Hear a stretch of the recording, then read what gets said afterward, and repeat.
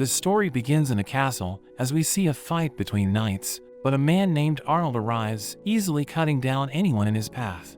He makes his way inside, and we see another group of knights who are holding the line while the crown prince escapes. We meet one of the knights named Riche, and learn that the man is the emperor of the Gaulian Empire. The knights try attacking him together, but he easily dodges and takes them out. Riche rushes at him, but her sword ends up being destroyed, and she's about to be stabbed. But her friend pushes her away, and he ends up dying instead. She swings with her broken sword, but she ends up getting stabbed, promising that things will be different next time. We suddenly see a clock rewinding, and she returns to the past as the Crown Prince Dietrich humiliates her and breaks off their engagement. But to his surprise, she calmly accepts it and excuses herself. It turns out she already knows what will happen because it's her 7th time being brought back. During her first life, she's surprised when Dietrich breaks off their engagement and accuses her of numerous crimes. So she goes home, where she discovers that even her family has abandoned her, despite the charges being false. She begins to wander with nowhere to go and nothing more than the clothes on her body. She encounters a group of merchants, and they see her going through a bad time, so the merchant leader named Tully offers to take her to the neighboring country. He notices her silk clothes, and he can tell she's part of the nobility, so they pity her, but she suddenly offers to sell her ring, which surprises everyone. Tully explains that they seek things that move them and sell to those who can appreciate it, because when a seller and a buyer love the wares, that's when a profit is made. With this new opportunity in Riche's life, Tully invites her to join them and learn about the business. She's free from the engagement to Prince Dietrich and finally has the chance to do what she wishes, so Riche joins the Aria Trading Company. She gradually learned to negotiate and later became independent, traveling the world and dreaming of visiting all countries. But when there was only one country left to visit, she got caught up in a war and died as a result. She returns to the moment that Dietrich breaks off their engagement, and she's completely confused, realizing that she has returned to the past. She accepts his decision and sees the situation as a second chance, so she takes valuable objects with her, planning to grow even faster in trade. She goes to meet the caravan, but unfortunately, she gets there too late and they have already passed. She looks at the things she took and finds an old book of medicinal herbs from her grandmother, so she decides to sell everything and cross the sea to study medicine. With the knowledge of her first life about where medicinal plants grow and where epidemics would occur, she became a prominent figure, to the point of saving a prince from the north, but just like in her first life, she ended up in a war and died. In her third life, she dedicates herself to focusing on research in a specialized branch, based on her previous life's knowledge, so she approaches a scholar she has met before, Dr. Michael Evan, and they have a discussion about science. After they part ways, Riche continues her research independently to refine her theory, but once more, she dies because of the war. For her fourth life, we see that she acted as a servant in a duke's house, and during her sixth life, she pretended to be a man and became a knight. She enjoyed all of her past lives, but she notes that she always died after 5 years for the same reason. So in her seventh life, she aims to relax more and live a longer life. At this point, Riche decides to be a bit faster, so instead of leaving the palace through the front door, she chooses a different route. She turns to go down a hallway when she bumps into a man, and we see that it's Arnold. Riche is startled, calling him Emperor Arnold, but he's suspicious of how she knows his name since it's his first time in the country and he doesn't remember meeting her. Riche introduces herself and Arnold corrects her, saying he's just a prince because his father is still alive. Riche becomes nervous and apologizes for her discourtesy, explaining that she has just broken off her engagement, so she's in a hurry. He watches her as she jumps from the balcony, and he finds her amusing, asking his assistant Oliver to prepare his horse. Meanwhile, Riche walks back home as she complains about her low stamina, realizing that she needs to train her body. She sees a crowd gathering at her house, and Dietrich makes a scene, saying she must be incredibly sad. But she puts him in his place, saying she's happy that they're no longer engaged, because she knows that she has better options to be happy in her life. The crowd starts to wonder if she was the one who ended the engagement, because Dietrich appears to be upset. He yells at them after hearing the gossip, but she explains that he should treat his people with respect, because the royalty's duty is to protect them. He demands that she apologizes, but she refuses, as Rish's parents watch the scene confused, and a lady named Marie approaches her, asking her to stop hurting him. He accuses her of bullying Marie, but she says she wants to leave and never show up again, because she doesn't need him, causing him to become surprised. She turns to Marie, knowing she wants to marry him to help her family, so she made up the accusations against Rish. But she doesn't blame Marie, encouraging her to find her own path. Rish prepares to leave, but a guard asks her to wait, and as he approaches her, she senses danger, so she instinctively takes the guard's sword to defend herself, blocking Arnold's sword. He mentions that he has already suspected that she's a sword master, asking her where she learned her skills. She tells him that it's a secret, saying it's nothing worthy of his praise, because she knows that he held back when he attacked. Dietrich thinks about intervening, but Rish warns everyone not to be violent with the Prince of Galheim, causing them to become surprised, because they know that he has a fearsome reputation as a warrior. Rish turns to Arnold, wondering what he's doing there, as she realizes that she's facing the man who killed her, knowing he's responsible for starting the war. But he kneels before her, asking her to become his wife. She's surprised to hear this, wondering if he's serious, and when he confirms that he is, everyone is shocked. She refuses the proposal, but Arnold seems amused by the situation, and she still can't believe it, thinking it's absurd that the man who killed her is asking for her hand in marriage. At that moment, the king suddenly arrives, and Dietrich runs to his father, who suddenly throws his face to the ground. He apologizes to Arnold for the rudeness of his son, and to Rish for the breaking off of the engagement. He hears the marriage proposal, asking her to accept it to calm the situation. Arnold explains that something so little wouldn't harm the relationship between their nations, but asks to speak with her alone, telling her that if she refuses, he will make his next move. They sit down to talk, and Rish wants to know what he's plotting, but Arnold reveals that he simply fell in love. So he reminds her that with the prince breaking off the engagement, she's currently unprotected. Rish admits that she would have accepted without hesitation if this were her first life, but now she knows that life offers infinite opportunities.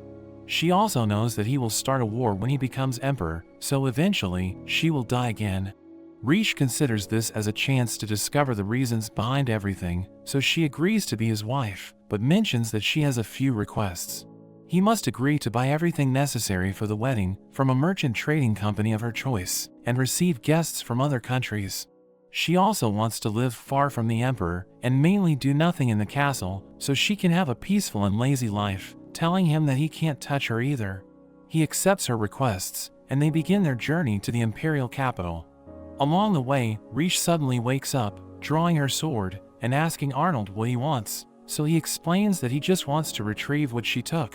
She notices that she's holding his sword, realizing that she took the sword that killed her, while he seems impressed by her ability to detect him while sleeping, thinking she must have been training hard to achieve that level of perception. She discovers that he has already scheduled a meeting with the merchants she chose, the Arya trading company from her first life, and she plans to establish relations with them as quickly as possible. But they are suddenly attacked by a group of bandits, so Arnold decides to join the fight, and he protects Rish by locking her inside. She doesn't understand why he needs to fight, and uses a hairpin to unlock the door. She manages to escape, and watches him as he deals with the bandits. He seems disappointed, because they didn't kill his boredom, and she's surprised to see that he spared their lives. We learn that the bandits used swords poisoned with anesthetics, leaving several guards paralyzed. They can't continue like this, so they decide to go back and look for an antidote in a nearby village. But Rish offers to prepare the antidote, surprising everyone, and she uses the plants to create it, offering it to the guards, but notices the lack of trust on their faces. So she cuts herself and applies the antidote to the wound, proving that it works. They use it to cure the guards, as Oliver tells him that he was reckless for choosing to fight personally, saying he even involved Rish in it. Oliver sees Rish collecting flowers, and he mentions that he got her involved, but Arnold explains that he tried to keep her out of it. He joins her, asking her how she managed to get out of the carriage, but she says it's a secret. We learn that when Rish worked as a servant, her master used to lock herself in her room, so Rish learned to pick locks. Arnold finds her intriguing, wondering how she will surprise him next time, and he explains that his kingdom is a meritocracy, but many are still judged by their origins. Arnold tells her the story of his knights, revealing that he knows their backgrounds because he chose them personally, so he thanks Riche for saving them. She seems confused because she thought he's evil, so she becomes curious, wondering why the knights were suspicious of her. Arnold explains how they know that her engagement has been broken, so they thought he was going to marry a villain. He reveals that he told his father that she's from a noble family and was betrothed to the prince, but he stole her because he likes her. He adds that his bride needs to be from the royal family of another country because his family needs someone who can act as a hostage.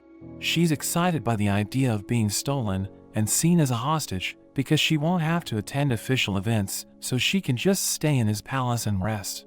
They arrive at the imperial capital, the only country she wasn't able to visit, and we learn that the capital is a major influence in the world because it's rich in natural resources. At the castle, Riche discovers that the imperial villa isn't ready, so she will have to sleep in a guest room, and Arnold warns her that it's in a terrible state. But she mentions that she can clean the place on her own, knowing she's a hostage. We see the place covered in dust, but Riche quickly makes the place shine, thanks to her experience as a servant. She recalls that Arnold will kill the emperor in a few years, and this will mark the beginning of the war, so she decides to stay away from his father. She goes out to get water, and she sees the maids humiliating a servant named Elsie. Riche approaches her, but they mistake her for a maid, and they try to intimidate her. But she ignores them, helping Elsie get back up, and telling a maid named Diana not to wash the curtains, because it's going to rain. But Diana doesn't believe her, mocking her as she leaves.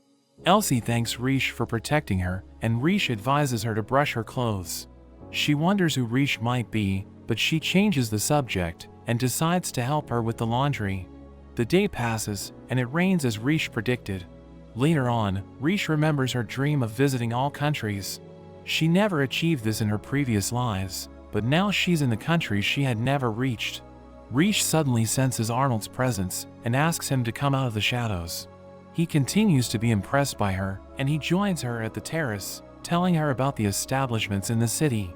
She's excited to learn about them, but he doesn't understand why she's moved by something so simple, so she confesses that she always wanted to visit the place. Arnold thinks that her knowledge and physical abilities are unusual, because she's from a noble family, so she doesn't need her skills. Riche remembers when she was little, and her mother would suppress each aspiration she had, explaining that her only goal was to marry someone from royalty and have a child. So Riche explains that with a new opportunity, she will protect everything she learned, even if others find them unnecessary, because she will decide her future on her own. Arnold suddenly touches her cheek, promising to always support her, because he's in love with her, but she thinks he's lying. As he's about to leave, he promises to give her what she wants, since he broke his promise of not touching her, and she's taken aback, wondering what he was thinking. The next morning, Riche wakes up, and Oliver knocks at her door, so she quickly changes her clothes and opens the door. He explains that he came early, because it's his only free time, and she notices that he hasn't slept, but Oliver assures her that his situation isn't so bad, saying Arnold didn't even take a nap after the journey. She feels guilty, but he assures her that it's okay, since Arnold finally found a lady to be his wife. She learns that he has served Arnold for 10 years, so she wonders if he knows why Arnold chose her as his bride. He doesn't know the answer, but he mentions that Arnold is happy. He returns to the matter at hand, and gives her a guest list, which is the reason why he woke her up early, informing her that there will be an engagement party. Carriages start to arrive, as everyone prepares for the party. Riche enters Arnold's office dressed up, reminding him about his promise, and telling him that she wants to choose her maids. He tells her that she can do what she wants, but mentions that today's ceremony is just a formality to keep up appearances. However, Riche doesn't seem to mind, telling him to feel free to reveal her as his fiancée. He realizes that she will allow him to touch her, using the excuse of wearing gloves, so he leads her to the party. Riche is surprised by the number of guests, but Arnold assures her that it's a small ceremony. One of the nobles introduces his daughter, but suddenly everyone falls silent as Arnold openly announces that he found his future wife on the trip. Everyone starts to gossip, but Riche thinks that this is nothing compared to her engagement being cancelled, so she formally introduces herself. Arnold asks for help in welcoming his future wife, and Riche realizes that he's trying to provoke the nobles, but he reminds her that he needs to make it clear that he will protect her from anyone. The word protect seems weird to her, because he killed her in her previous life, and she mentions that he's scarier than the others, because she knows that she can't beat him. He suggests training together, and she's excited about the idea, hoping she can learn his techniques. The music starts playing, and he explains that she doesn't need to dance, but she wants to enjoy the moment, so she gives her hand to him. They start dancing, and everyone around them is impressed with their skills, but being close to him distracts her, and she starts to think about the night they dueled. She tries to play a trick on him, and takes the lead in the dance, but he keeps stopping her attempts. They continue dancing, and she notices his expression, thinking it looks similar to that night. He suddenly makes the finishing move, surprising the audience. The nobles find the synergy incredible, thinking it's like watching a sword dance. The night goes on, and while Arnold socializes with the nobles, a group of ladies approaches Riche, and one praises her for the dance, offering her a glass of wine. She notices that they have put ground pepper in it, but instead of giving them the pleasure of being surprised, she calmly drinks it, thanking them for the stimulating flavor of the wine. The lady doesn't seem happy that her prank failed, so she leaves annoyed. Later on, Arnold sees her drinking and commenting on its spiciness. He tells her that she should throw it away, but she doesn't want to waste it, so he takes the glass and drinks it all. He wonders what she was thinking about while they danced, because he noticed that she was thinking about someone else. But she knows she can't reveal her knowledge of the future, so she tells him that she was thinking about his health, wondering if he has a wound on his neck, because she noticed stiffness in his left shoulder. This shocks Arnold, but he decides to reveal his secret, an old scar that limits his movements. She's horrified to see it, thinking someone tried to kill him by striking it repeatedly. He reveals that few people know about the scar, and no one has guessed its existence. She wonders what happened to it, but he refuses to answer her question, and he starts walking away. The next morning, we see Elsie talking to another maid, thinking she won't be chosen by the princess. Diana appears, scolding the younger ones for their poor performance, and Riche joins the maids again, helping them with the laundry as she listens in. She wants to know where Diana came from, so Elsie reveals that she's from a wealthy family, but lost everything when they went into debt. Riche thinks about this, and after some time, the maids gather at the hall, as they wait for the princess to arrive. They wonder what the princess is like, and Oliver announces that she has arrived. Riche appears before them, and all the maids are surprised to see her. We learn that she wanted to understand their situation, so she decided to join them, and she begins to name the chosen maids. Elsie is among them, but Diana isn't, so she becomes upset, because Riche named all the newcomers as her maids, and not the experienced ones. Riche decides to fire her, so she falls into shock, and Riche talks to her, asking her about the difficulties she encountered when she first arrived at the palace. She confesses that she had trouble understanding things at first, but Riche mentions that knowing how to read and write, she managed to improve and become one of the best, unlike the other girls who weren't born into wealthy families or received proper education. If she hadn't learned those things, she could never have become the best maid, and without realizing it, she mistreated the newcomers and didn't teach them properly. Her friends try to plead for her not to be fired, and Riche approaches her, saying she recognizes Diana's efforts, so she explains that she will assign her the position of teacher because she wants the country house to be a training center for the maids. Diana will teach the new maids household tasks, as well as reading and writing, because it will give them an advantage wherever they go, and Diana cries as she accepts the offer. Oliver lets this news reach Arnold, as he confesses that he's having fun observing her, and wonders what she might achieve for the country, but Arnold explains that he didn't choose her as his wife for the good of the nation. Diana presents her teaching material to Riche, and she seems impressed with her ideas. Diana is excited about her new position, so she changes her attitude, and when she leaves, she agrees to help Elsie with her studies. Elsie helps Riche prepare for her meeting with her guests, but she's curious why Our Lady is wearing such a valuable dress, because she knows that her guests are just merchants. Riche refuses to tell her the reason, but we learn that she wants to look presentable, because she's about to meet the people who taught her how to do business. She wants to win them over as allies, as this will greatly enhance her options in the future, knowing the company was recently established, so they must be trying to do business with noble families. Oliver announces that her guest has arrived, and we see her talking to Tully. She thanks him for accepting her invitation, and he begins to talk about the wedding, while Riche thinks about how she has the advantage in the negotiation because she knows him well from her first life. She proposes that his company take care of her wedding preparations and asks to see his products. But Tully reveals that he has no products to offer, as someone of Riche's level wouldn't get involved with them, explaining they would be incapable of securing items that meet her demands. He notes that she's determined, thinking she's betting everything on this negotiation, so she tries to explain that she wants her wedding to be extravagant. But he tells her that he doesn't have the products to help her, so he decides to leave. She tries to stop him, but he continues to walk away, telling her that he will spend a few days in the region. Riche is tending to her garden, sad that she hasn't managed to win him over as an ally. She remembers that one of the pieces of advice he gave her is to offer something unique, as this allows a merchant to choose the clients he wants. She thinks about what to do, knowing she will need the contacts her company will make as it expands. She reflects on the last words he said before leaving, and she realizes that he's still in the region. She orders her guards to patrol the area, while she rests in her room. That evening, Tully mentions that accepting her as a client would end in a loss, but he suddenly finds her at the end with her hair dyed, winning over his companions with alcohol. They start talking, and he's impressed by the color of her hair. She offers to teach him the dyeing method if he agrees to negotiate, but he knows that she brought something of more value, so he agrees to negotiate with her. She tells him to speak freely, so he asks her to drop the pretense of ordering products for the wedding. He mentions that his intuition is telling him that he shouldn't accept her as a client, but he imagines her as a business partner. He mentions that he isn't comfortable participating in something he doesn't know, so he tells her to explain her plan. But she can't explain everything, saying she wants the Aria company as her ally. Tully is an experienced merchant, so he can't accept an alliance without knowing if he will gain something from it. Riche knows she can't tell him everything, so she will think of a business that can prosper in the capital, and if he considers her worthy of his trust, they will do business again.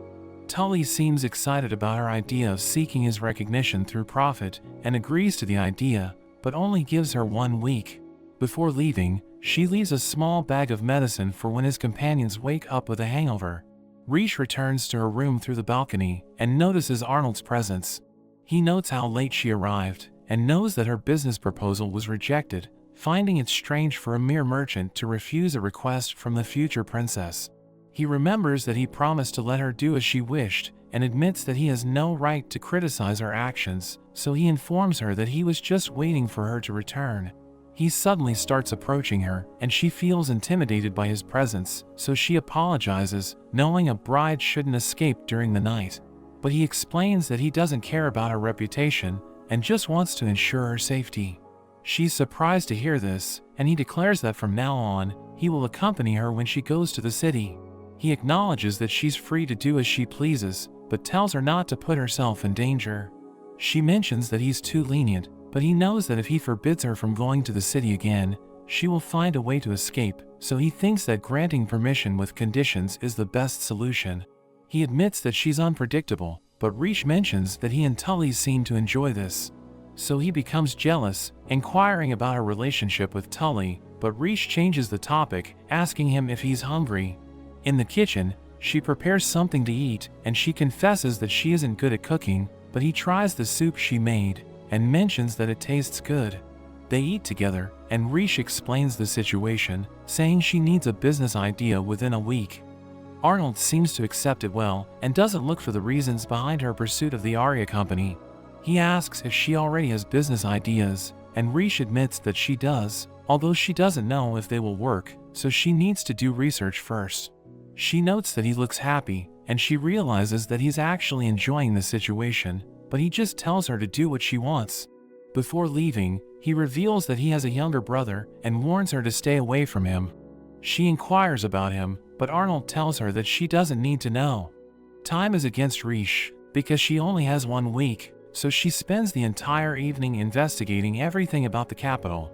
Meanwhile, Arnold talks with Oliver about the soup Riche made, wondering if it's normal to add medicinal herbs to it. Returning to her garden, she encounters a stranger, and the guards advise her to stand back. He greets her, saying he sent letters to his brother to meet her, but never received a reply. He asks her not to look so nervous and introduces himself as Arnold's younger brother, Theodore.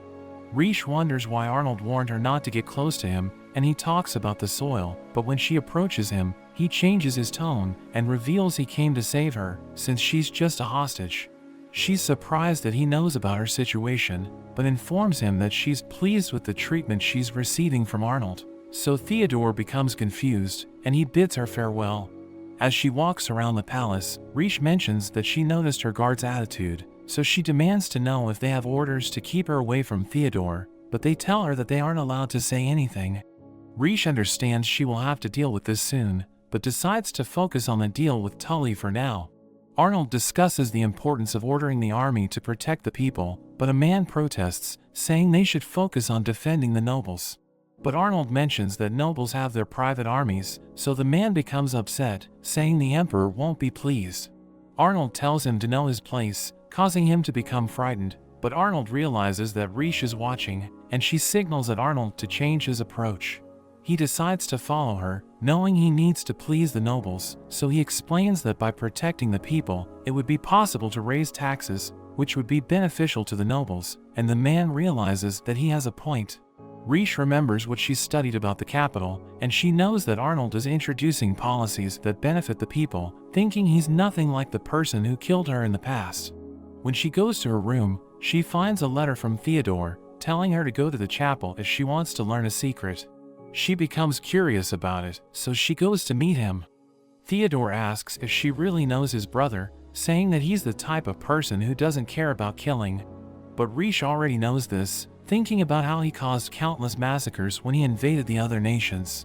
Theodore even reveals that Arnold killed his own mother, saying he will do the same to her one day. But Riche isn't bothered after hearing this, saying she was already aware of this, but still chose to be Arnold's wife. Theodore tries to convince her that his brother is a heartless person, but Arnold suddenly arrives. Theodore wonders why he's there, saying it's a misunderstanding, but Arnold reminds him how he told him to stay away from Riche. Theodore becomes nervous, and he changes his attitude to be submissive. Riche sees his condition, and tells Arnold to talk to his brother, but Arnold thinks there's no need, so Theodore changes again, saying it's exactly as he thought. He becomes calm and apologizes to his brother, promising not to speak to Riche again. He starts to leave, but says he was happy he could see him up close after so many years. Arnold remembers that he also warned Riche to stay away from him, but she explains that Theodore signed with Arnold's name on the letter, so she couldn't ignore it. We learn that Arnold received a response from her to a letter he never sent, and that's how he knew where they would be. Riche thanks him for coming, and since they're alone, she wants to know why people think he's cruel. He reveals that it's because it's true, but Riche isn't convinced. Even though he took many lives in the last war, she has seen what he does for the Empire and thinks he's kind. Arnold grabs her neck and warns her not to be so naive if she wants to survive in the palace, because she hasn't seen him on a battlefield. She thinks that he has been a caring person since her arrival, but Arnold reveals that he's just using her. Riche still doesn't see him as a cruel person, and Arnold seems angry, but looking into her eyes, he sees the eyes of someone on the battlefield, ready to die for her ideals. He finds killing someone with such resolve terrifying, and she's surprised that there are things that scare him. She mentions that she has dreams where she dies, and worries that she's living a dream after her death, but she decided not to run away, so her resolve is to live as his wife. Arnold seems pleased, so he puts his hands on her back and finally kisses her. The next morning, Riche cooks something, but still thinks about the kiss, wondering what he meant by not needing the resolve to live as his wife. Elsie arrives, thinking she's working too much. Riche tells her not to worry, but we learn she's at her limit. Elsie notices her painted nails, and she reveals that it will be her merchandise for Tully. In the East, they usually paint their nails with paints made from flowers, so she added color to a nail-strengthening tonic, so they can look elegant even when doing chores and washing. Elsie admits her nails always break, and Riche explains that this will help, but she must also eat meat and fish. Elsie thinks she will be able to use her pay to buy it, and talks about how her family is poor, so this job is how she helps support her family, and Riche understands that there's a problem with poverty in the country. She paints her nails, and Elsie thinks it's beautiful, so Riche says she will give her a bottle, asking about her favorite color. Elsie gets emotional and starts crying, explaining how her family has always been poor and she never had any good clothes, but now she's Riche's maid and is receiving something so beautiful, so she is truly happy. Riche sees the other maids and realizes that there are many girls who ignore their own dreams for their families, so with that in mind, it's time to show Tully her business idea. Riche tells him that almost everyone who enters and leaves the capital are working men, so the small bottles of nail polish would be a great souvenir. Tully recognizes that it's a good idea, and that noble women would also buy it, but he suspects that Riche has more to say, and she admits that this is where their discussion begins. We learn that 3 years ago, Arnold created a minimum wage in the country, but this only benefited those who could find work. She explains that her product isn't expensive or difficult to make, but it requires manpower, so she suggests hiring people from the slums, and if he agrees, she will tell him how to create it. Tully is disappointed at this, because he isn't interested in doing charity, but Riche explains that it's a business proposal. After the war, the country created many policies that help its people, but there are still many who can't benefit from them. She explains that if it continues like this, the economy will stagnate, which means less taxes for the empire and fewer customers for merchants. She remembers what he used to say, that first-class merchants can choose their customers, but she wants to produce their own customers instead. Tully thinks she saw through him and is amused by the idea. Hiring people from the slums allows them to become customers in the future, and as a result, the number of sales will increase. But Tully reveals that he can use her fixation to his advantage in the negotiation and asks if he should point out the flaws in her plan. He seems arrogant, but Riche knew he wouldn't agree so easily, so she pulls the ace from her sleeve, and Tully is shocked, because it's a recipe to cure his sister's disease. Riche reveals she has been cultivating medicinal plants from the east, and by mixing them, she can create a cure using that recipe. Tully is surprised, but thinks she's not a doctor, so Riche asks about the medicine she gave him the other day to cure a hangover. One of them admits that it helped, and they discover that she created it on her own. Tully thinks that she has turned the tables on him, and now it's about whether she chooses him. He begs her, but Riche clarifies that she doesn't intend to commercialize it, so she will give it away for free, and his sister should recover in a year.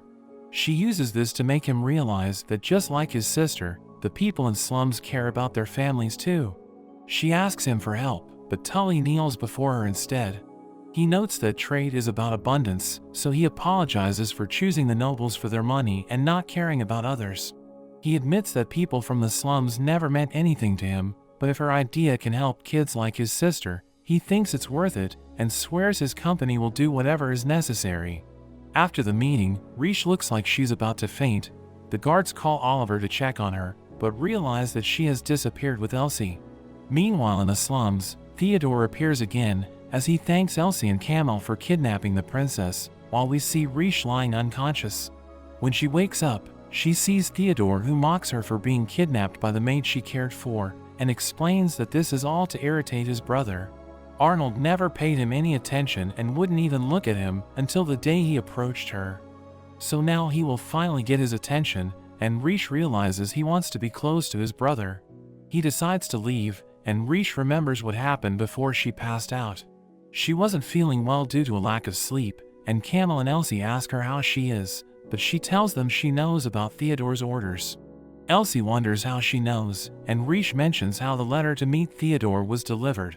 She's the only maid from the slums, just like Camel, and she also knows they work with him, because Theodore has been helping the slums for years. They explain that the order was to capture her, but not to harm her, so Riche seems happy and lets herself be captured. We see Theodore facing Arnold, and he's happy to talk to his brother. He knows Arnold will do anything for Riche, so he asks to be the next successor to the throne, and warns that she won't get out unscathed if he refuses. Arnold doesn't seem to react, but Theodore knows he's worried, and gets angry because he cares so much for Riche, while he doesn't even want to see him. He tells Arnold to accept defeat, so he can finally be satisfied, but Arnold wonders where Riche is, so he describes how he locked her away, with guards watching her so she can't escape. Arnold remains confident, saying there's no way Theodore will win, as Riche suddenly bursts into the room. Theodore is shocked seeing her, wondering if someone betrayed him, but we see that she picked the lock herself and fought her way through the guards. She offers Theodore some advice, telling him to never leave a prisoner alone and to search them properly so they aren't hiding anything. Arnold gives her his coat, and Theodore sees his scar for the first time. Riche asks Theodore what he wants with the attack, and he talks about the throne, but she doesn't believe him, thinking he wants to renounce his place in the line of succession. She deduces that he intended to be considered a criminal with the kidnapping, pointing out how he paused his work in the slums, but was still sending support secretly. There were no records of him using public funds, so he was using his own money. She knows that he cares more than anyone for the people in the slums, but purposely neglected his public duties.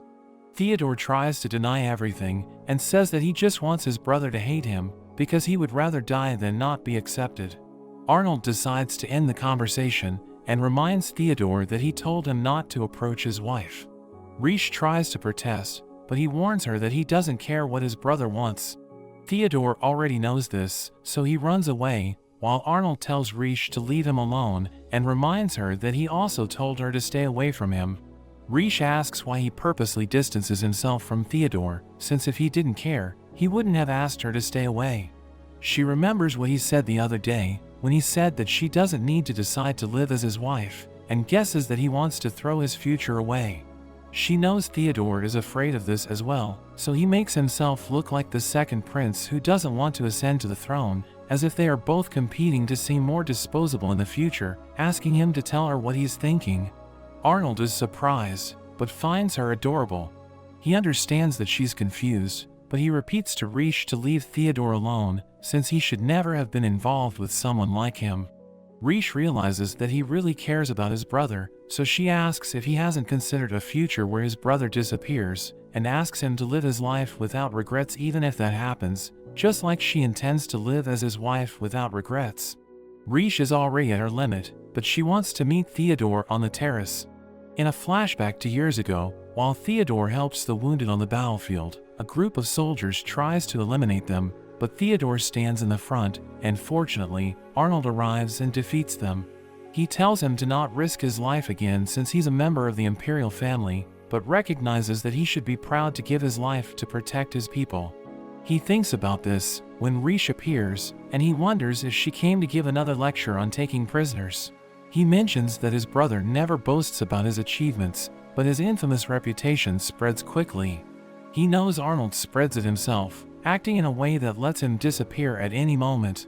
But Theodore doesn't think it's right for someone as good as him to just disappear, and if he plans to vanish and leave the empire in his hands, Theodore thinks he just has to disappear first, thinking that this is the only way to be useful to him. Riche explains that she suspects Arnold might do something irrational, so she asks for his help to stop him.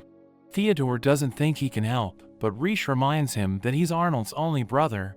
Theodore seems shocked, and thanks Riche for believing that he can help, but confesses that he has already made his decision. He falls, and Riche stumbles from exhaustion, but Arnold appears at the right moment and grabs his hand. He saves his brother, but slaps him, while scolding him. Theodore confesses that he wants to be useful, so he will do anything to be a strength for him, because Arnold is his only brother whom he has always admired. Arnold tells him not to do something so foolish, and reminds him that he already told him to never put his life in danger again. Theodore realizes what he said, and starts to cry, realizing Arnold hadn't forgotten the moment on the battlefield. Riche is happy to see them resolve their issues, but finally faints, with Arnold seeing her happy face. He picks her up and asks Theodore to prepare a carriage, causing him to be shocked, realizing that his brother is relying on him. The next day, Riche wakes up in her room, realizing that Arnold stayed by her side all night. He checks on her and hands her a letter, in which Theodore apologizes for everything and offers his help to stop his brother in case he does something crazy.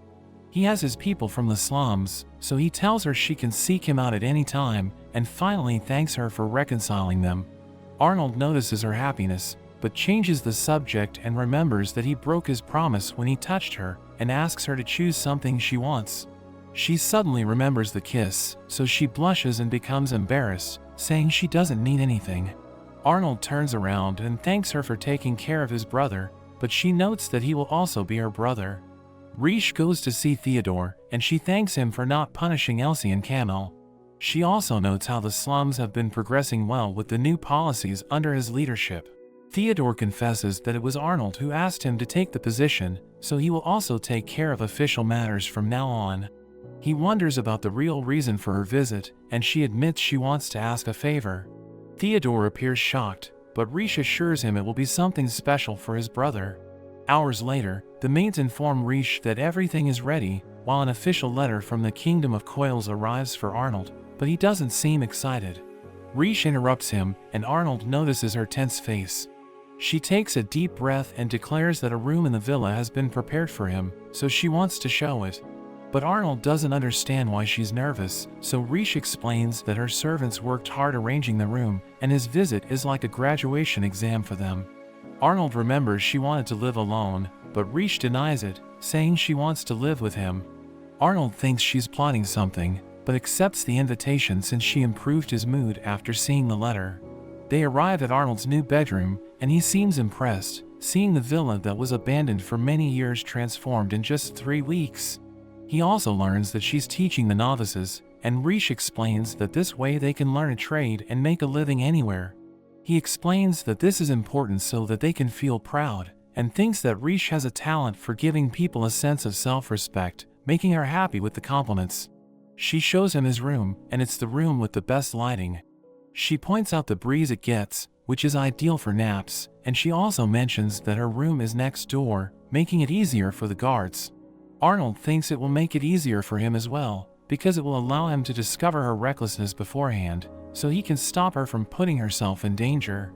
Riche reassures him that she plans to live peacefully, but Arnold tells her to live as she wishes, saying he just doesn't want her to be reckless. She decides to seize the moment, and reminds him of their conversation during the dance about sparring with her. She wants to learn the special training methods that he and the Imperial Knights use, because she has observed from her room that their movements are unique, and their swordsmanship is different from the rest. Arnold surprisingly agrees, so Riche is happy and tries to thank him, as she thinks his sword work is the most beautiful and powerful in the world. But he responds coldly, since a skill designed to kill will never be beautiful. He asks her to change clothes, and we see them in the training field. She wears handcuffs to limit her movements, while Arnold restricts his arm and leg, as well as his eye. She notices that this is to simulate the worst battle conditions, and Arnold explains that they need to keep fighting even if they become injured. Riche realizes that knights must face everything to survive, and understands why she lost to him in the past. Arnold tries to calm her, because he doesn't want to hurt someone who needs to attend a wedding. Riche asks what he thinks about making a bet, suggesting that if she wins, he will answer anything she asks, and in return, if Arnold wins, she will grant him a wish. He agrees to this, and they prepare to start. She decides to attack head-on, but her blows are weak. Riche realizes that her center of gravity is unstable without an arm, so she adjusts her posture. She tries again, but Arnold defends, telling her what she needs to improve. The knights seem impressed, because Riche quickly improved her movements. She suddenly recognizes the same movement from her past life, dodging and reading his attacks, but Riche notices that her body can't keep up, and Arnold asks if she's remembering someone stronger than him while fighting, and admits that he's getting jealous. She assures him that he's the strongest, but she thinks about how the Arnold from 5 years in the future was much stronger and more cruel. Riche focuses to use her last strength, and she gets close enough to attack his wound, but Arnold steps back and she loses the duel. He tells her that she did well, and didn't expect to move a foot, so he thinks he underestimated her. She thanks him for the lesson, and Arnold decides to claim his reward. He tells her that she will have to clear her schedule the day after tomorrow, because he wants her to accompany him to the city. He asks her to stand, but Riche plans to stay on the ground a little longer since her body isn't responding, so he lifts her up, explaining that it shouldn't be a problem because he's wearing gloves, but it makes her blush. Later on, Riche meets Oliver, who thanks her for preparing such a nice room for Arnold. She wonders where Arnold is, but Oliver tells her that he had to lead the night guard the previous night, and now is dealing with official matters, so he hasn't even slept. Riche is worried about him, and we see her asking him to rest. She emphasizes that it will affect his performance, but Arnold finds it impossible to sleep during the day due to the presence of people in the palace, so she offers to take care of his sleep. Riche prepares the room and announces she will stay by his side to prevent distractions. He reluctantly agrees, but it doesn't seem to work. She decides to lie down next to him, patting him to imitate a slow heartbeat, because in her past life as a servant, she used to do this to help her ladies sleep better, but he finds it funny that she treats him like a child. Riche looks at the scar on his neck, so Arnold allows her to touch it. She slides her hand around his neck, but it annoys him, and he regrets not wearing gloves to touch her back. She realizes she isn't being fair, so she removes her ribbon and tells her he can touch her to be even, but he attacks her with a pillow. He gets up close to her and is satisfied seeing her reaction, thinking she's strange for not being bothered by lying next to him, but getting flustered by just looking into his eyes. Riche confesses that she just wants him to relax, so Arnold asks her to stay until he falls asleep, feeling more comfortable when she's there. But Riche ends up falling asleep and wakes up, wondering what Arnold is doing there. He reminds her that it was her idea, and she tries to excuse herself, but Oliver suddenly appears, and Arnold covers her with the blanket. Oliver gives him a report, while Riche seems embarrassed by the situation. She eventually manages to leave, and Elsie tells her she has a package from the Aria Trading Company. It turns out to be a wig, and Riche is excited to have it. We see the knight candidates starting their training, and Riche uses the wig to pass as a knight, just like in her previous life. She starts the training, and her new name as a knight is Lucius. She remembers when she was talking to Theodore and asked to join the knight candidates training as a man. He doesn't think it's a good idea and wonders why he should help her, so Riche reminds him of the letter he sent offering his help in whatever she wants. Theodore thinks she could ask a knight to train her, but Riche explains she wants to train without mercy. He can't believe she's choosing to be treated harshly, but he suddenly changes his mind and decides to help. Riche wonders why he changed, so Theodore explains that he can't miss an opportunity to surprise his brother like this, and he can't wait to see Arnold's face when he finds out. Riche is exhausted after the training, and she talks to one of her companions named Fritz, who comes from a port city in the north. He thinks it's a great town, and probably would live there his whole life if he didn't admire Arnold so much.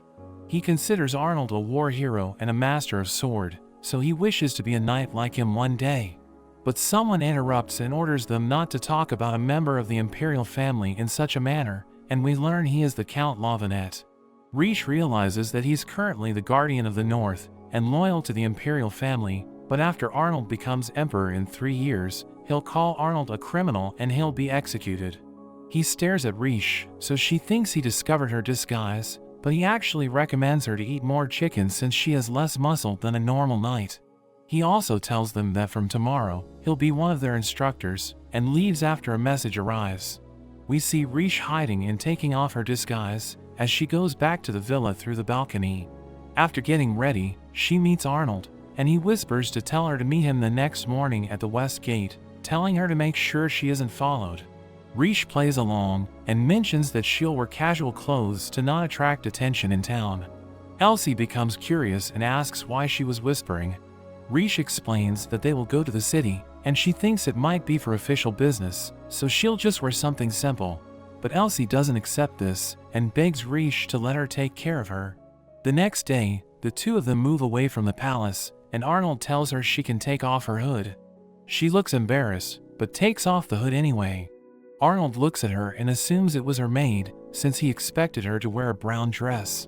Riche wonders if she's that predictable, and Arnold thinks he should thank Elsie for this. They continue and arrive at the market, so Riche gets excited, but hides it by commenting that a market represents the economic conditions and the public peace of the area. Arnold keeps looking at his watch, but he decides to look around the market for Riche.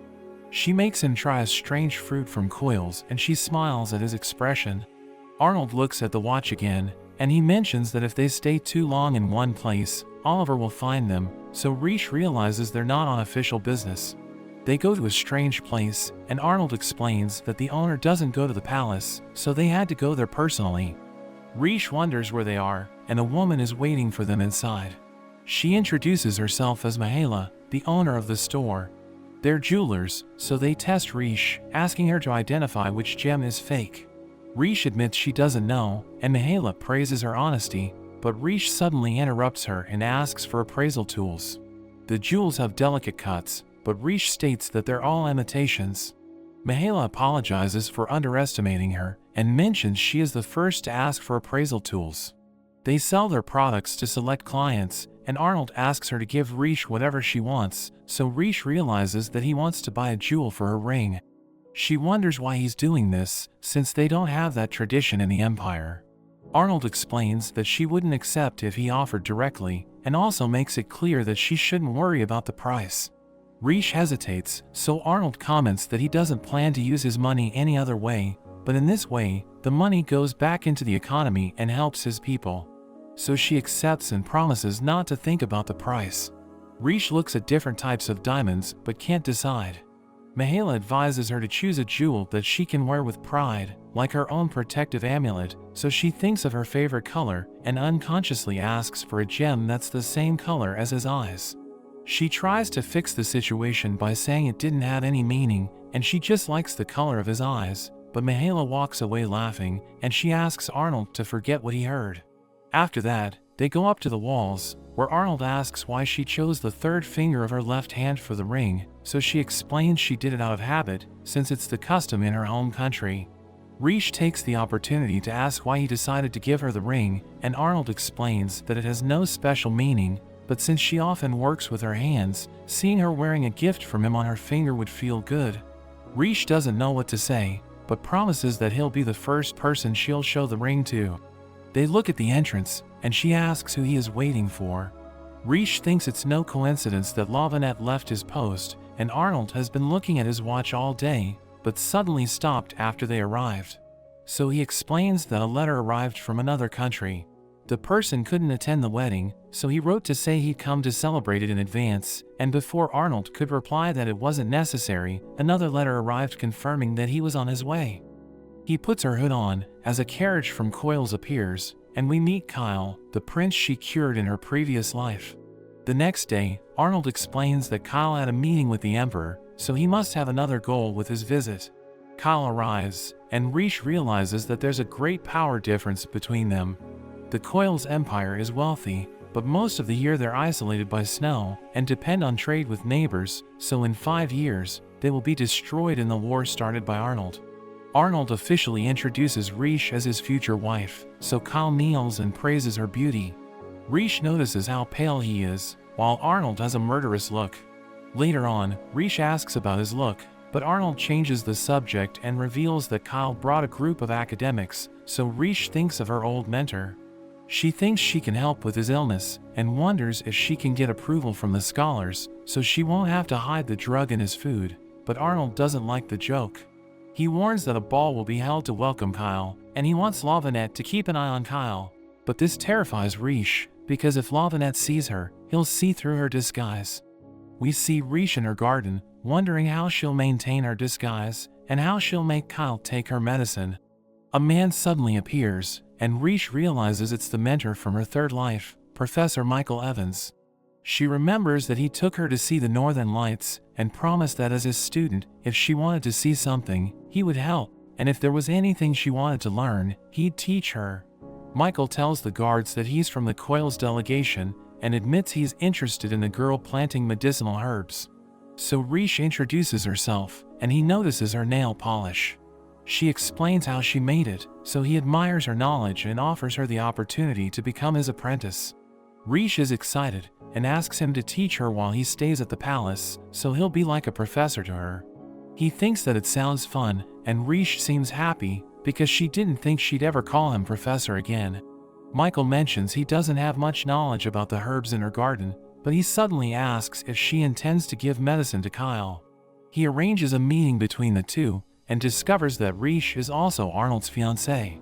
He explains the situation because he thinks her herbs will be useful, but Kyle seems hesitant, and Michael admits that the herbs are outside his expertise, but he still wants to use Kyle as a guinea pig. Rish thinks he shouldn't speak to a prince that way, but Michael downplays it, because Kyle is determined to use any possible method against his illness, so he agrees that if the kingdom's greatest scholar wants him to try the medicine, he has no reason to refuse. So Riche decides to prepare the medicine immediately, but she warns them that her creation has a small problem because its taste is nauseating, but Michael ignores it and forces Kyle to take it as if it were nothing. He almost cries and admits that the taste is surprisingly horrible. But Michael doesn't seem satisfied, making him take it all, so Kyle finishes the medicine and leaves. While waiting for her escort, Michael gives Riche a book with the records of his studies. She's moved by this, and remembers him writing in the book. Michael explains that her flaw is always wanting to use her knowledge to make others happy, since he thinks it's a mistake to try to determine the happiness of others. He reflects on his compound, and explains that if someone is born as a poison, their purpose is to fulfill their role and harm people. Riche thinks that this doesn't match his personality, but he reassures her because he hasn't perfected his creation yet. It may be complete, but he hasn't obtained the necessary resources for testing, and there isn't anyone who uses the compound exactly as he wants. Riche remembers that in the past, they couldn't come to an agreement, and it seems he still hasn't found the right person. Arnold suddenly appears jealous, and Riche introduces Michael as her professor, saying he's teaching her during his stay. Michael introduces himself, and thanks Arnold for allowing him to use the Imperial Library, so Arnold says that if he needs to exchange information with his future wife, he'll be happy to mediate. The two leave, and Arnold explains that he came to pick her up because he was passing by, and Riche thinks about how she loses track of time when she's focused on her work, so Arnold gives her his pocket watch, which he normally uses in battles. He explains that it's a recent invention, so many still don't like it, but it helps to know the exact time when devising strategies. Riche realizes that he's open to incorporating new technologies, which is exactly what the professor needs.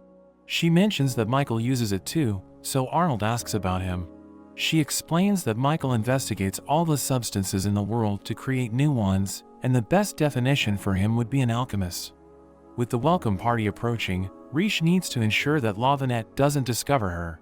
Elsie arrives and gives her a letter from Mihaela.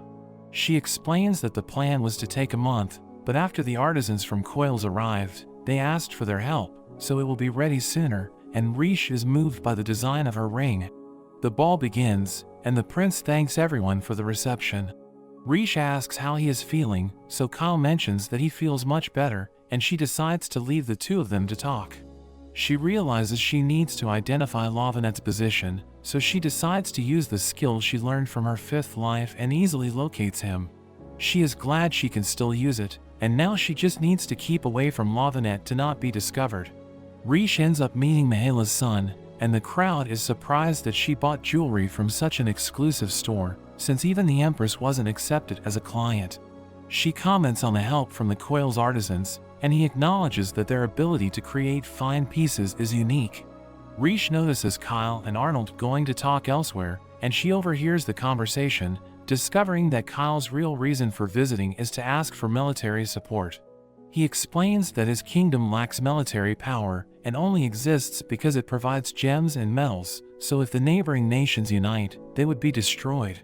He proposes an alliance with Arnold to escape this situation, and Arnold recognizes that he pushed his sick body just for this, but thinks the value of a royal family that only wants peace is questionable. So Arnold asks what Coils could offer if he accepts the deal, and Kyle explains that he would export their gems and metals to the Empire for no profit. Riche is concerned, and Arnold sees through his offer, which should normally have an expiration date, since the export of ores is Coils' main income. But since there was no date mentioned, Arnold imagines that they're running out of their mineral resources. Kyle confesses he doesn't have much time left to live, but soon a new member will be born in the royal family, so he must do what he can. He thinks Arnold is a merciful ruler, and begs for his help, but Arnold ignores him and starts to leave, explaining that Kyle is confused, since invading and taking control of a country suits him better. Riche remembers that in 5 years, he'll become emperor and start a war that will conquer Coils, but this time Kyle proposed an alliance first. She remembers how Kyle was determined to protect his kingdom until the last day of his life, and now he is also prepared to offer his kingdom as a vassal state. But Riche thinks that this isn't ideal, and that a relationship between equals needs to be established, but she doesn't know how it's possible. Kyle talks to Michael, and he thinks there's no hope, as Arnold would rather control another country than make an alliance, but Michael appears to be pleased.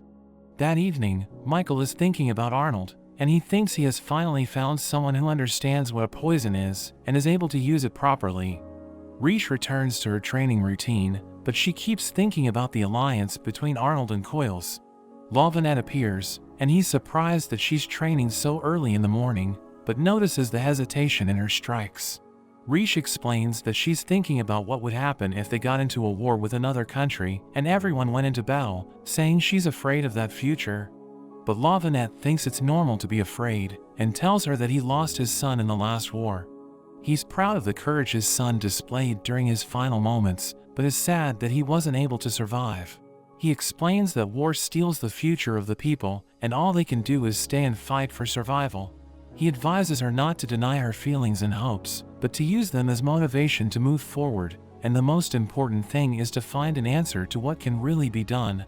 She's grateful for the advice, and she doesn't want to die in the war, or for the Coils kingdom to fall. She also wants to change Arnold's mind about taking control instead of forming an alliance, to help him understand that he isn't a bad person. Villainess introduces Arnold as a special guest, as Riche wonders what he's doing there. He stares at her, so Riche thinks she has been discovered, and wonders if he'll let it go. Arnold confronts Riche, demanding an explanation, but she tries to continue the act, and tells him that she's honored that he would speak to a mere knight candidate. So he grabs her, and she blushes, as she remembers their kiss. He comes closer, so she tells him that they can be seen, and reminds him that he has a fiancée. But he scolds her for being disrespectful, reminding her that she's just a knight candidate, and he pressures her further. He asks her to admit what she did, so she apologizes for not telling him that she would dress as a man. He wonders why she did this, so she explains that she wanted to participate in the training he designed, and he allows her to continue her act, as long as she rests properly. She quickly agrees to this, saying his training is amazing, but she changes the subject, and reveals that she overheard his conversation with Kyle. But Arnold doesn't seem surprised, and figures she wants to change his decision, so he explains that a country that has lost all its power is worthless. Coils will fall on its own over time, so the only thing left to do is know how to deal the final blow. He explains that she can think of him as a bad person, but she must remember that war is not always cruel, and it's simply a political tool. Riche is in her room, and remembers how she met Kyle as a merchant. He received them during a storm, and despite being from the royal family, he always treated everyone with respect. She recalls that he always helped her during her past lives, so she decides to do everything in her power to help him. She gives him pills for the treatment, and reveals that she overheard his conversation with Arnold. Kyle is embarrassed, because he knows he should have left the country after their conversation, but he refuses to give up. Riche thinks he should be careful, because in the last war, Arnold beheaded the enemy leaders. Kyle explains that he has already investigated Arnold, and realized that he secretly cares for his people, thinking he had a good reason for eliminating the enemy monarchs. Riche knows Kyle won't give up, so she suggests forming an alliance with her, saying she needs his strength to convince her husband. She meets Michael and returns his book, saying she's excited to learn more about the world. He doesn't think she's cut out to be the Empress, so he tells her to leave Arnold and go with him instead, so he can teach her anything she wants. But Riche rejects the offer, because she wants to marry Arnold, and Michael understands why she finds Arnold attractive, because he's also interested in him. Michael believes Arnold is the right person for the compound he created, which is called the black powder. She becomes nervous, and Michael admits that he never thought he would find the right person in this country. He asks her to arrange a meeting, but he notes that she doesn't want them to meet. So he presses her, asking her why she didn't want to know what the black powder is. We learn that during her third life, Michael told her everything about the black powder, and she tried to stop him from creating it, because it could lead to the death of countless people. But he decided to continue with it anyway, saying he wants to see how it's going to change the world, and he left her, because she didn't want to support his decision. Riche thinks about the problem of the alliance, and the appearance of black powder, but Theodore suddenly appears. He already knows that Arnold has discovered her disguise, and explains that he has informants following her and Arnold. So she takes the opportunity, asking him to give her informants, and he wonders if she's doing this to help Arnold. But she explains that it's for an act of rebellion, and he decides to help her, saying it seems fun. In a flashback, Michael's father blames him for his mother's death, telling him that he needs to atone because he was born to bring misfortune to others. It didn't matter if he was hungry or thirsty, the only thing he had were his books, and learning was like breathing. His father gives him access to a laboratory, and he ends up creating something capable of killing people, but a war broke out, wiping out everyone in the laboratory, including his father. He continues to do his research after the incident, and he creates black powder, a compound capable of destroying everything, and he thinks his father was right about him, because his invention will cause misfortune for others. He sees Riche, asking her if he can meet Arnold, but she asks him if he's really willing to hand over the black powder to Arnold. So he explains that a person who was born as poison must fulfill his role, saying he's not trying to be evil, but it's just the calling he's been given. He says goodbye, and she knows he'll do anything to give the black powder to Arnold, so she needs to hurry, or it will be too late to stop him. Riche thinks about everything that's happening while writing, until something catches her attention. So she goes to the balcony, where she discovers beautiful fireflies, and she's enchanted to see them. Arnold wakes up, asking her if she wants to eliminate them, because he thinks their lives are useless. This surprises her, but she tells him that it isn't necessary, since all animals are part of the same cycle, including the fireflies. She finds them beautiful, and she notices how the fireflies seem to concentrate on his side, so Arnold suggests she come to him if she wants to see them more closely. So she jumps to his side, and he rushes to catch her, grabbing her before she falls. Riche blushes, explaining that this jump is nothing for her, and he also knows this, having seen how she jumped from a balcony before. But he explains that he moved because of his reflexes, saying he couldn't help it. Arnold asks her why she jumped, since she could have gone to the hallway and entered through the door. She becomes surprised, and admits she forgot, so he tells her that she always cuts to the shortest path. She wonders why he brought his sword, so he explains that he mistook the firefly lights for torches, and she realizes that the memory of war is vivid in his mind. A firefly passes by, and she looks directly into his eyes, thinking they look precious. But he tells her that they're the same color as his father's eyes, a proof that he carries royal blood. He confesses that as a child, he thought of gouging them out with his own hands, and thinks they aren't something to be admired, so she realizes that he doesn't have a good relationship with the emperor. Arnold recalls that when she arrived at the palace, she said she admires the country, but he doesn't feel the same way, saying the sight of the capital enrages him, thinking it's because of the eyes he inherited from his father. But she helps him think, explaining that from afar, lights can look like war torches or fireflies, and a person's perception isn't inherited from their parents. Each person forms their ideas based on what happens in their life, so he just needs to learn about the beauty of the nation and its inhabitants. But he doesn't feel the need to see things differently, saying he needs useful things that can help him achieve his goals. He explains that he has already killed people dear to him before, so if she ever becomes an obstacle, he will get rid of her. He talks about coils, and thinks she's getting too involved, so he asks her not to force him to get rid of her. But she can't promise this, and instead of being afraid of him, she explains that when she becomes his wife, she'll still have her own goals, and doesn't care if this leads to being discarded. But if that day comes, she promises she will return, and Arnold is confused, so she explains that she can return as a servant, a herbalist, or even as a knight, but she'll always come back to see him again. She touches his face, and explains that these are his eyes, asking him not to hate them, because she thinks it's the most beautiful thing in the world. But Arnold realizes it's getting late, so he tells her to rest. The next day, Theodore's informants follow Michael everywhere, and they map his route, as Theodore shares the information with Riche. Days later, Kyle delivers the pulverized metals Riche requested as part of their alliance, and she's impressed to see them. Arnold has granted him a new audience, so Kyle wonders if this will be enough to convince him, but she admits she doesn't know, saying he will probably listen. At night, she begins to create something with the materials Kyle gave her, and the informants continue to follow Michael, but he notices it, and manages to escape. The meeting with Arnold begins, but he mentions that he still doesn't think it's worth forming an alliance, saying Kyle better have an excellent proposal. But Riche intervenes, and displays her merchant skills, presenting the jewels crafted by Coils' artisans. Kyle explains that because of the limitations imposed by the snow, Coils had to invest everything in research and jewelry manufacturing techniques, allowing them to create complex artifacts, like luxury products that are difficult to replicate. Her second ace is the watch Arnold gave her, but he knows that it's just a copy, so she explains that it isn't original, and it's currently difficult to find more watches, but Kyle's artisans were able to create an identical replica. She asks him to imagine these manufacturing techniques for other purposes, explaining that Coils is the only country that's able to take a step forward in technology. She's sure he wants to bring this to the Empire, but he wonders if that's all, saying he doesn't need an alliance to obtain Coils' technology, as he can acquire it through force. So Kyle begins to speak, explaining that Riche believes they have the power to make the future a better place.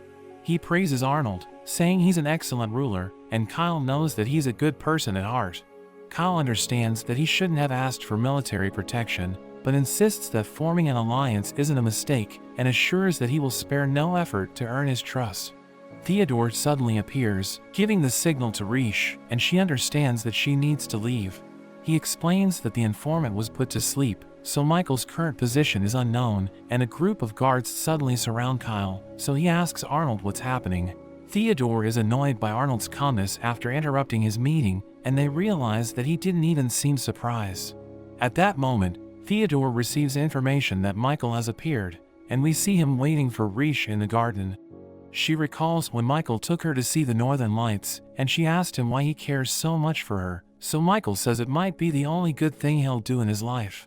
She finds him surrounded by guards, since he openly declared he would commit an act of violence in a few hours. She thinks his plan is to show Arnold the power of the black powder, but she argues that this will sacrifice innocent people. But he's willing to take responsibility for it, saying he can't help but show off his creation, because it's in his nature. He checks the time with his pocket watch, advising her not to take his words literally, as he reveals that he asked her to be his apprentice on a whim. Theodore arrives, revealing that everything went well, so Riche feels relieved. During her past life, she asked Michael if it's impossible for a poison to bring someone happiness, but she never got her answer, so this time she decides to take action. She tells him that even though she hasn't been his apprentice for long, she can affirm that even a poison can make someone happy. She explains that a rule of alchemy is to consider all variables or the experiment will fail, saying his mistake was not understanding the variable she is. When the time comes, he sees fireworks, and he realizes that his black powder exploded in the sky. Riche explains that his creations don't need to cause suffering to others, because they can still have other uses. The fireworks explode in the sky, and everyone is enchanted by its beauty, as she explains that she sought simple ways to differentiate types of metal. She thought about the aurora, and she remembered the light that metals create when burned, so she devised a method to change the color of flames. She mentions that tiny lights can look like beautiful fireflies or the torches of war, so nothing has only one meaning, and she explains that this applies to black powder, saying nothing can only cause misfortune to others. He wonders why she did all this, so she tells him it's because she's his student and she remembers her past life, knowing she needed proof to convince him, so she decided to show him the fireworks. Michael understands all the chemical reactions of fireworks, but admits he could never have imagined this use for his creation, and everyone's astonished by the scene. He thinks she's amazing, but Riche is sure that he'll find other uses for his creation, since he's the best alchemist in the world.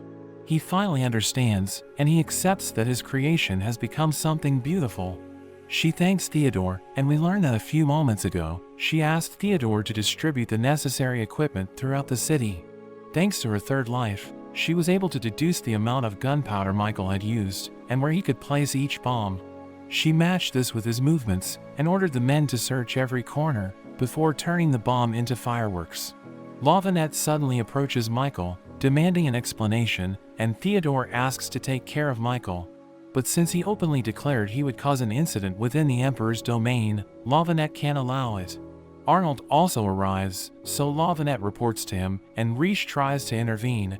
But he stops her, and he explains that what happened was a demonstration of Coils' new technology, revealing that they'll form a technological alliance with the Coils Kingdom. Riche is happy hearing this, and Kyle arrives, as Arnold explains that in exchange for military support, the Coils Kingdom will share all their technology and knowledge, and before Villainess leaves, Riche apologizes for hiding her identity during the night training. Kyle knew nothing about Michael's experiment, so he scolds him for causing trouble to others. Michael is about to reveal his true intentions, but Riche tells him to stay silent, so he apologizes, promising not to do something like this again. Arnold tells her that he didn't help out of kindness, saying it's obvious that Michael intended to do something terrible. But if they treated him like a criminal, the Emperor would have found out about it. She decides to explain the details to him to reassess Michael's situation, but Arnold jokes that maybe he'll have him secretly eliminated. But she reveals that Michael invented the pocket watch, so they need him, and Arnold feels she already knew she could convince him. Riche believes the residents will also support the Alliance after seeing the fireworks, explaining that the black powder used in the fireworks is a dangerous substance, but depending on its use, it can create precious moments.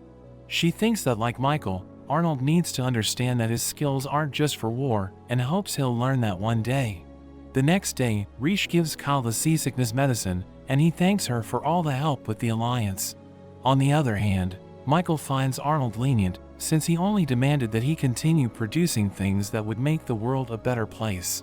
Riche thinks it's not an easy task, and Michael admits he has no experience in that area, but he promises to do his best. He thinks she'll be a good empress, and Riche explains that she's most interested in knowing her future husband, so Michael bids her farewell. Riche tells Arnold that Michael found him lenient, but he explains that he's just making good use of him. She thanks him anyway, and reveals that her ring is ready. She explains she wants to see the result with him, but he thinks it's unnecessary for her to wear a ring on her hand. He explains that his only request was to be allowed to give the ring, saying there's no need to wear it, but Riche refuses. She reveals that when they measured her finger, she chose the third finger of the left hand, because when two people marry in her country, the husband places the ring on the wife's third finger, and she always wanted to be part of that tradition. So she's determined to wear the ring on her wedding day, and she plans to choose a dress to match, asking him to put the ring on her immediately. Arnold explains that he isn't wearing gloves, but she allows him to touch her, so he takes the ring and leads her to the sofa, where he kneels and kisses her hand. Riche blushes, and she even forgets to breathe, as Arnold finally puts on the ring, and it's the same color as his eyes, just as she had requested. He admits that he's happier than expected, so Riche seizes the moment and invites him to travel with her. She wants to discover the most beautiful things in the world with him, but he tells her he has already found one, so she turns red and looks at her ring, thinking she wants to spend the rest of her life with him. But that's where this video ends. Remember to like and subscribe to the channel. Thanks for watching, and I'll see you next time.